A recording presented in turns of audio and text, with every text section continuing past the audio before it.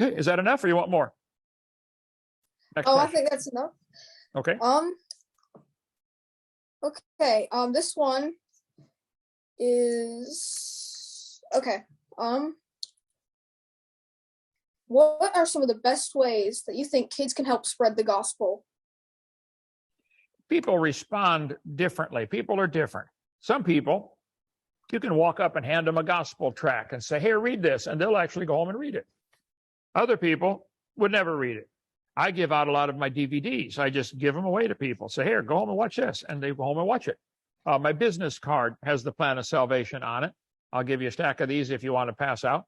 It invites people to Dinosaur Adventureland. There's all kinds of ways to do it. Some people would rather sit quietly in their own home and not be disturbed while they listen to something. Some don't mind if you approach them in front of a whole crowd. Ray Comfort, good friend of mine in California, livingwaters.com. He has all kinds of different ways that he approaches people and gives out gospel tracts and gets them to read.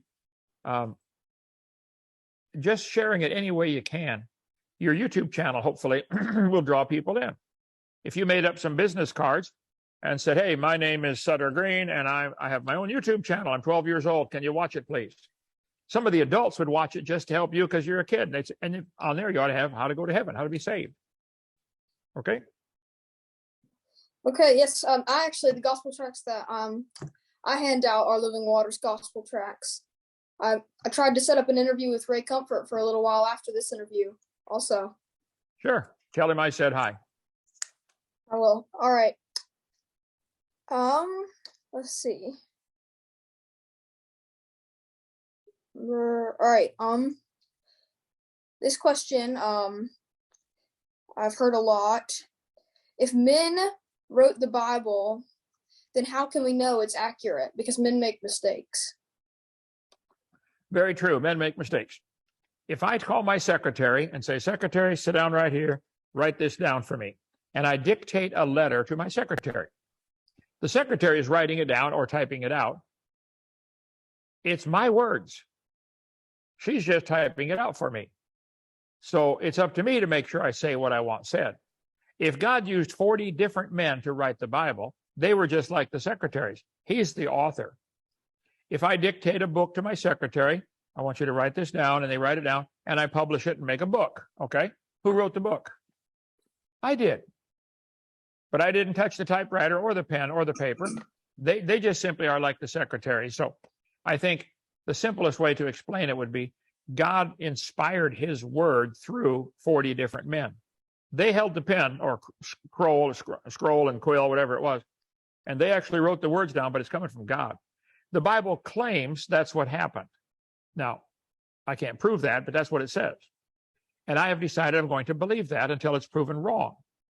Other people have decided they're not going to believe that until it's proven right.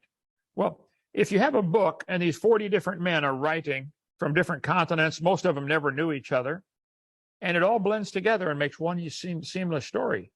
Wow, that means it may actually be God's words, okay?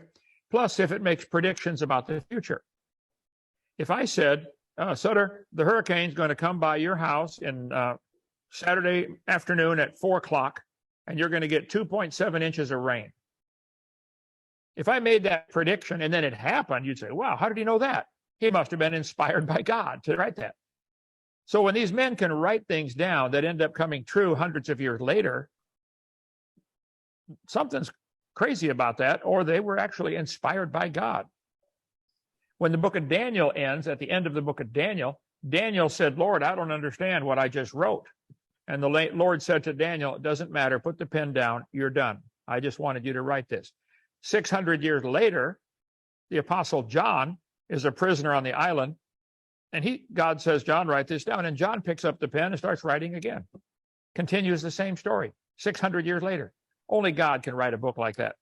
Plus, if you look at the Bible, and say, how many people's lives have been changed by this book? Millions, hundreds of millions of people would say, "That book changed my life." I'm one of them. So that's a good indication that that's inspired of God. It's not just men writing. The men, all of them were flawed. All of them were sinners. All of them could make mistakes, no question. But if I tell my secretary to write something down and I say, "Now read that back to me." No, that's not what I said. Change that. It's my job to make sure it's correct. It's God's job to make sure his Bible is correct, and he tells the people what to write. And if it's not right, God will make sure it is. Okay? Okay, thank you, Hall. Once I drop my pen. All right. So that was the fourth question, I think. All right, so we've got about 5 more questions. This one is okay. What's wrong with theistic evolution? The word theistic evolution? Is that what you said? Yes. Well, the words theistic, theo means God. So theistic evolution is the idea that God used evolution to get us here. First of all, it's not what the Bible says at all. Secondly, that would be a pretty stupid God. Can't he just make it right first time? Why would he have to play around and let it evolve for millions of years? I would not blame God for something that dumb. Thirdly, there's no evidence for evolution anyway. None. So why are we trying to take a perfectly good Bible, which has never been proven wrong, and compromise it with a dumb religion like evolution that's never been proven right? I'll stick with what I got. I think the Bible's fine as is. Theistic evolution, I think some people are sincere, genuine, they're brainwashed, they think evolution's true, and they want to make the Bible fit it somehow. No, stop, guys, back up. Evolution isn't true. Quit trying to squeeze the Bible into that dumb theory. Okay? Okay. Let's see. We've got a few more questions. All right.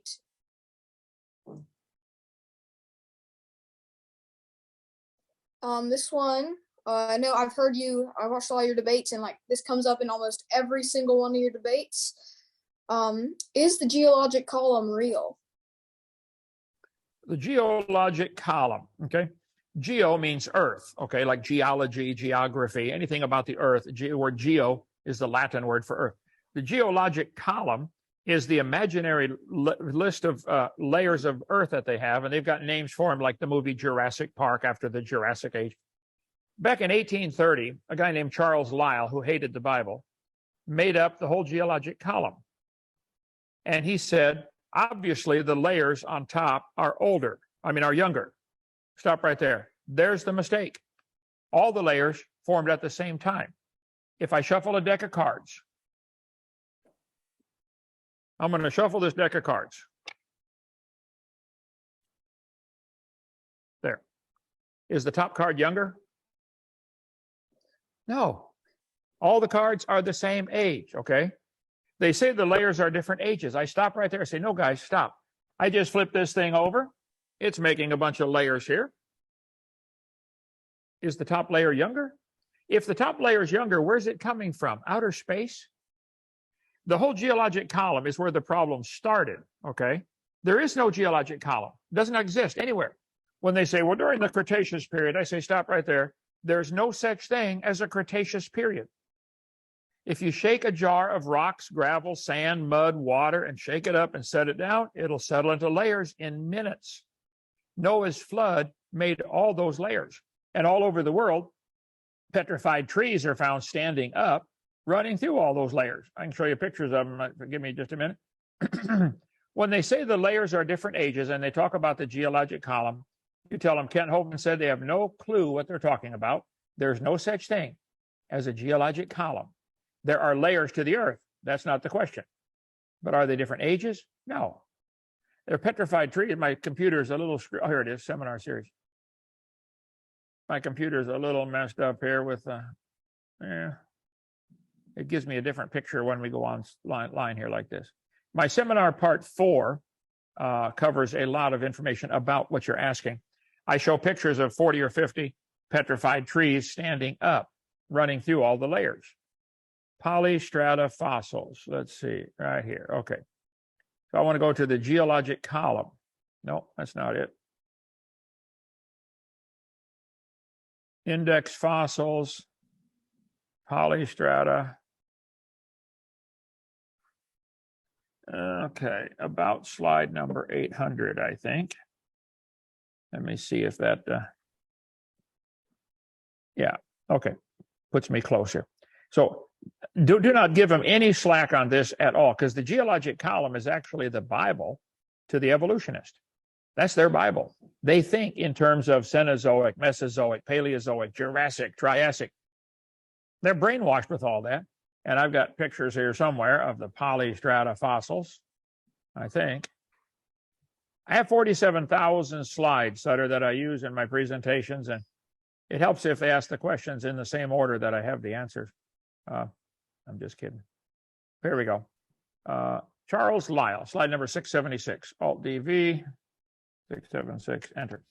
Charles Lyell made up this geologic column. He wrote the book about it called Principles of Geology. I got it here on the shelf.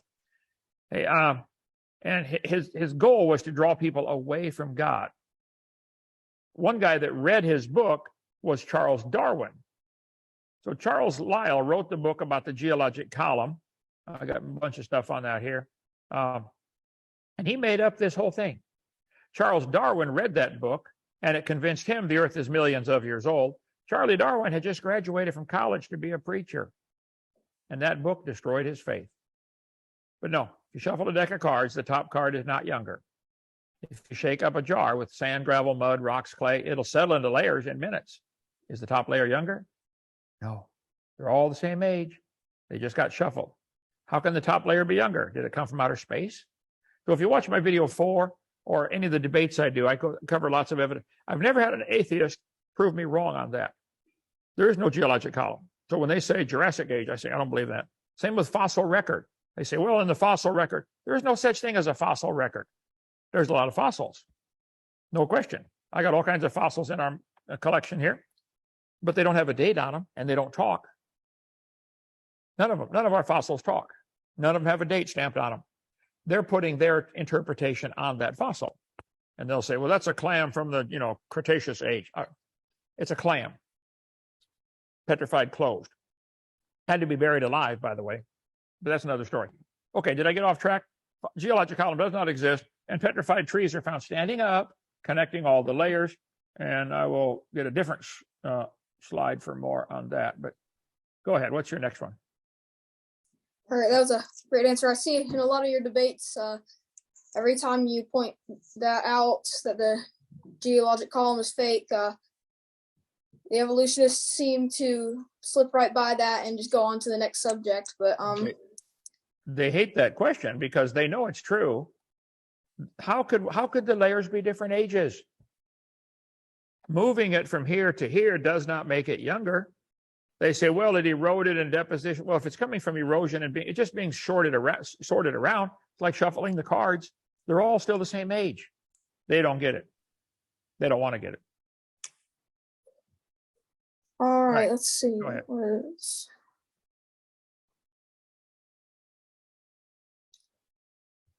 Okay, we got 3 more questions, I think. All right, the question is, what is the best evidence for the flood? Well, certainly, again, I would say the Bible clearly teaches there was a flood. Okay, that's, to me, convincing evidence. The Bible says it, I believe it. However, some people don't believe that. Then you look and say, all right, there are hundreds of legends from around the world where people have said, they talk about a flood. People that never heard of the Bible, they still talk about a global flood or a worldwide flood. Where would they get this idea? So there's lots of what's called anecdotal evidence. Let's see, Alt-DV. There we go. Polystrata. There's some trees standing up, running through all the layers. Petrified standing trees indicate the layers are not different ages, not by millions of years. The tree would rot. So they don't get it. Okay, so go back to the question again. I lost track. I can find out when you get old. The best evidence for the flood. Well, the Bible clearly teaches there was a flood. Other cultures talk about a flood. There's no other way to explain the existence of fossils at all. How many animals died last week in the world, do you think? Millions? How many are going to turn to fossils? None. An animal doesn't fossilize unless it's buried quickly in mud and preserved away from oxygen. But yet we find fossils. That's not a problem. Fossils are found by the trillions. it's not a matter of finding fossils. They're all over. They don't form today. We don't see any fossils forming. So the flood is the only logical explanation. Rapid burial. Whole herds of animals are found together, all buried together. Huge jumbo graveyards, fossil graveyards. You could just Google, I'll do it right now, fossil graveyard, and see what you find. They're all over the place. If you get a fossil graveyard with thousands of buffalo all buried together, I think that would indicate maybe there was something happened all to them at the same time. Okay, fossil graveyard. And if somebody wasn't blinded or prejudiced to believe something stupid, they would say, man, I bet, oh, here, tangled up mess of bones. Do I have it on, will it come up on screen here? Do I have to put it in PowerPoint maybe to get it to come up? Oh, I got to drag it over. Okay. I'll drag that over here and put it up at the top. And hit F for full screen. It did not work. I didn't drag it far enough. There we go. Okay.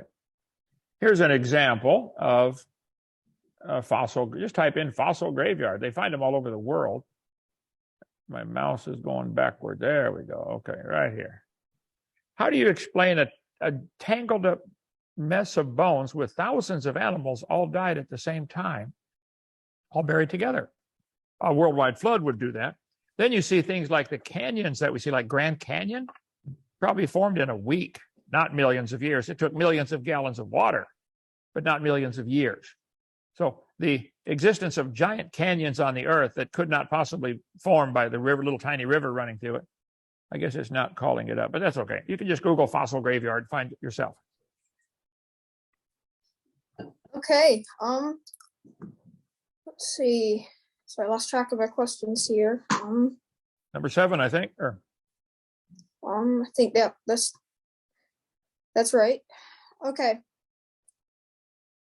We have 2 more questions. Okay, question number 9.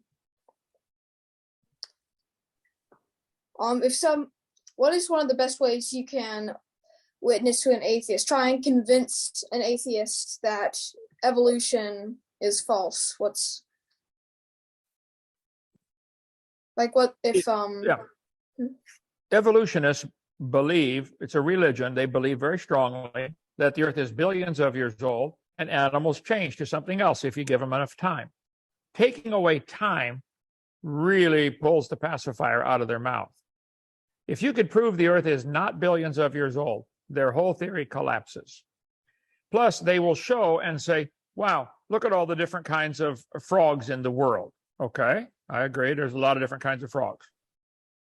Okay, that means all the frogs might have been related to a common ancestor called a frog.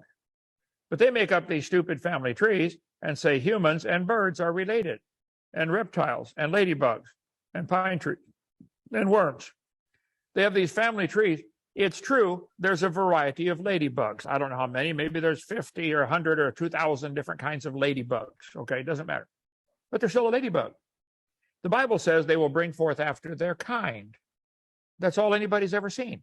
There are 4,000 varieties of potatoes in the world. 4,000 different kinds of potatoes. And they might have had a common ancestor called a potato. That would not prove potatoes are related to dinosaurs. So it's sad what they do. They teach the kids in school these things and say all the forms of life on earth today are descended from a common ancestor. This is not science. This is propaganda. This is evil to teach that junk, I think. But they make these family trees and people believe it. They've seen it all their life. Wow, it's got to be true. Look, they drew lines on paper. A shark and a fern have a common ancestor with a starfish and an octopus. There it is. They say, oh, the protozoa turned to a biology teacher. Drawing a line on paper is not proof that it happened. So there is no geologic column. There's no fossil record. This stuff is pure imagination. All anybody has ever observed, every farmer in the world will tell you, when the cows are pregnant and they have a baby, it comes out to be a cow. Dogs produce dogs, horses produce horses, mosquitoes produce mosquitoes, and nothing else. Nobody's ever seen what they're talking about. It's imagination. I think it's dumb, but they're welcome to believe that. Okay. Okay. This is the final question right here. Okay. So, all right. Is the Bible scientifically accurate? Does science confirm the Bible? It depends what you mean by science. The Bible has 33,101 verses, I believe. Nobody's ever proven one of them to be scientifically wrong. Now, some things you cannot prove to be scientifically right. You can just look at it and say, is that wrong? For instance, 24 times in the first 7 chapters, I believe, God said the plants and animals will always make babies after their kind. Pine trees make baby pine trees. Nobody's ever seen anything else. So it's not, I can't prove that it's true. I can prove that it's true from all the observation we've ever had. Nobody's ever seen anything other than that. So if they wish to believe that differently, that pine trees and dogs are related, well, then that's a belief. That's a religion. It's not science. So I don't think it's possible to prove every verse of the Bible scientifically true yet. I will say science means knowledge. What do we know? We know dogs produce dogs. That we know. You can see it happen all the time. We do not know, like this chart would show, the fish and the bird have a common ancestor. We don't know that. That's not science. This chart is religion, not science. So I would answer your question. It's not my job to prove the Bible's scientifically accurate, because I'm not trying to make everybody pay to have that book taught to everybody. The atheists are trying to make everybody pay to have their religion taught in public schools. The burden of proof's on them. It's not on me. But I think nobody's ever proven a verse wrong in the Bible. One atheist asked this Christian, he said, can you prove one verse in the Bible to me scientifically? He said, if you can prove one verse scientifically, I'll believe it. So the Christian grabbed the atheist by the head and started twisting his nose back and forth till it started bleeding. He said, what are you doing? He said, well, it says in the Bible, the wringing of the nose bringeth forth blood. I just proved it to you. I don't recommend you do that. Okay. All right. Well, thanks for taking the time to do this interview and answer our questions. Hope we can maybe do another interview soon. Sure. And I would encourage every kid watching this, start a channel, do what you're doing. Sutter, this is great. If they want to contact you, do you have a website or email or way to get a hold of you? Yes, I have an email. What now? An email. I don't know. Sorry. What? Okay. What's your email? And let people contact you and say, I want to be on your channel. Go ahead. My email is sbgreen7@gmail.com, and I'll leave it in the description also. You put it in the description. Okay.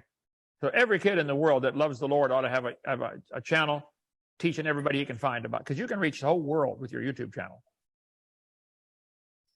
Keep it up. Come visit Dinosaur Adventureland. All right, we will. All right. Sounds great. Thank you.